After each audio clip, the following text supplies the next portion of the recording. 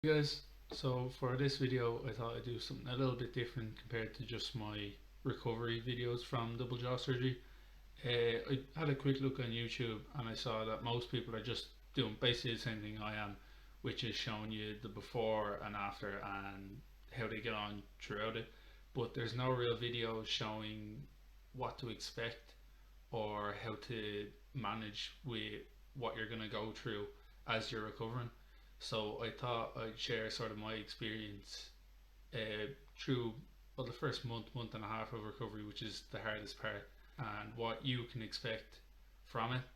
Well, maybe not everyone will have the same experience, but I'd say most of this stuff will be the same for anyone who has the same surgery. There's a couple of different things that everyone will go through if you have double jaw surgery. So through my experience, I can probably just give a little bit of advice on what to expect and how you can maybe manage that or get through it a little bit better since I've been through it myself. So, first off, talk about the length of time it will take for your recovery. Now, for full total recovery, that's probably going to take, I'd say, 3 to 4 months until you're fully back to normal, no problems at all. But the main recovery time is about 6 weeks. That's what I was told. That's the stage I'm at now, so I can eat, I can talk, no problems at the moment. So, firstly, you're going to spend about 3 to 4 nights in the hospital after your surgery. I went in on a Wednesday afternoon, had the surgery on Wednesday, and then I was home Saturday morning. But for some people, if you don't recover as well, that can take maybe another night, and you might just have to stay in. But generally, 3 to 4 nights I think is the normal time that you'll spend in the hospital, and then you're allowed to go home and you can just rest up at home. Now, once you're at home, one of the main things to recover as quick as possible is to rest. I mean, the doctors and all will tell you this, but I've only sort of realised how important it actually is now. I'd like to think that my recovery went quite well. I didn't have really any complications and I recovered a little bit quicker than probably most people would. Even my surgeon had said I was probably about a week ahead, but I would put a lot of that down to just resting and doing absolutely nothing when you're at home. It can be quite hard for a lot of people to just sit there and do nothing all day, especially if you have a quite active lifestyle, you play a lot of sports or go to the gym. Really lying there and just sleeping all day could be quite annoying, but it really is the best thing for it. I found after about 2.5 weeks, I was starting to feel a bit more like myself and thought I could go out and do stuff. And even I went out to visit family for an hour, and it really just drained me of all my energy, and I actually got a bit run down for a couple of days after that. So when they say 6 weeks, they really do mean that you have to just sort of stay in, relax, and rest up, and that is the best way to recover. I mean, again, it is all personal preference. I mean, if you feel up to it, you can do a bit more, but you have to take it very, very slowly.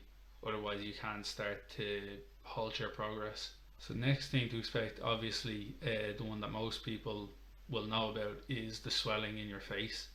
Uh, there's no getting away from it. You are going to be quite swollen, especially in your cheeks and under your chin here, and then a little bit under your eyes.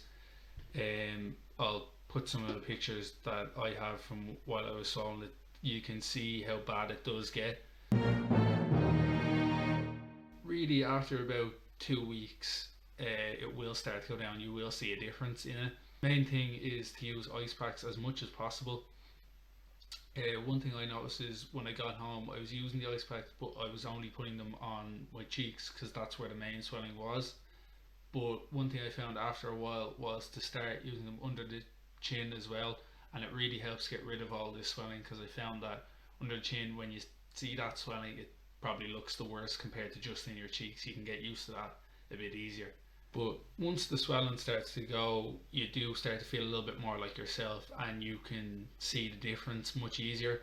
And I think that's when it starts to feel worthwhile, and you'll be quite happy that you went through with the surgery, even though it's been a hard couple of weeks leading up to that. So I think the main thing that people will struggle with after the surgery is not being able to eat proper food. And I think the best thing for this is to plan out how you're going to get through this beforehand.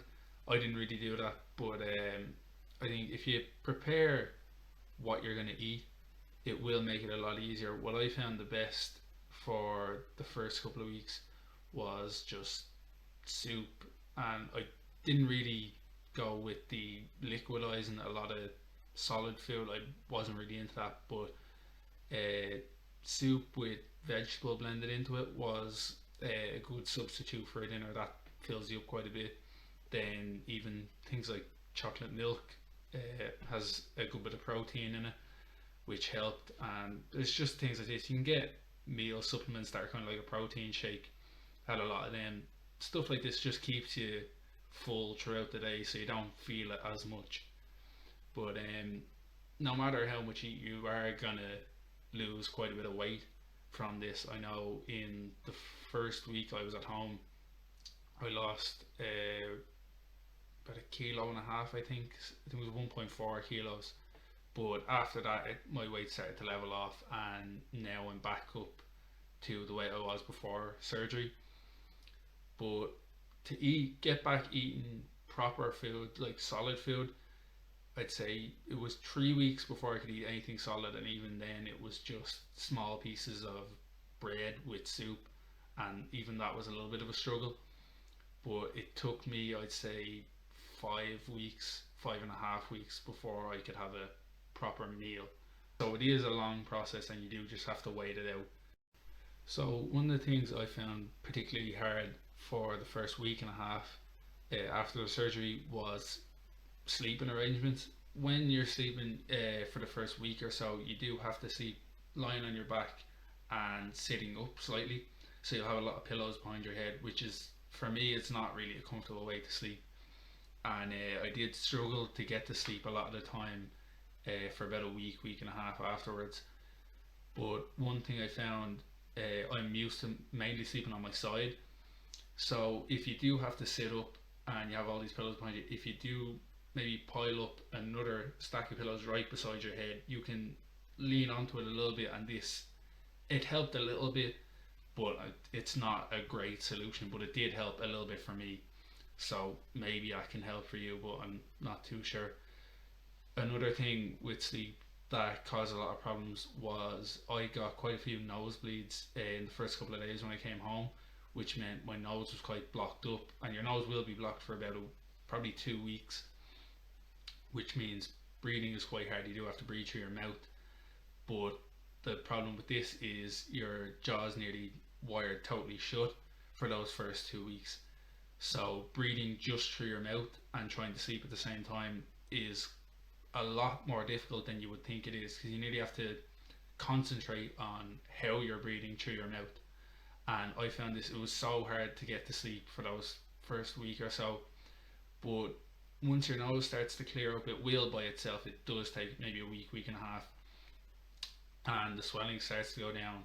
You can then go back to your normal sleeping arrangement, like sleeping on your side or whatever. And once you get to that stage and you're getting a full night's sleep, I found that your recovery does go a little bit better from there on. That's when you'll start to see the improvement. And last thing I just want to talk about was obviously being stuck in the house for over a month. You're not going to be able to do much. You're going to find yourself being quite bored a lot of the time. There's really not much to do.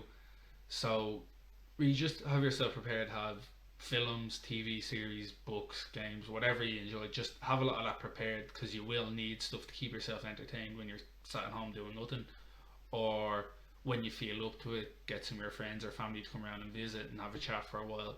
It makes the day go a little bit quicker, because if you're sat at home doing nothing for 6 weeks, I can tell you it drags on quite a bit, and that can sort of, I think that probably can hurt your recovery a little bit if you're not feeling great about yourself, and then you might start to doubt whether or not you wanted to get the surgery in the first place.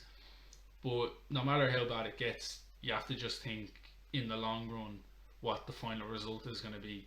And I'm at that stage now, even though there was a couple of rough days where you're just sitting at home bored and you get a little bit down, you get to this stage now and you see the final results, and that's when it's all worth it. So I think that's just one thing to keep in mind when you're going through this. So that's everything I really wanted to talk about. I hope this helps anyone who's going to have the surgery or might be just starting their recovery now, might only be a week in. Maybe this can help a little bit.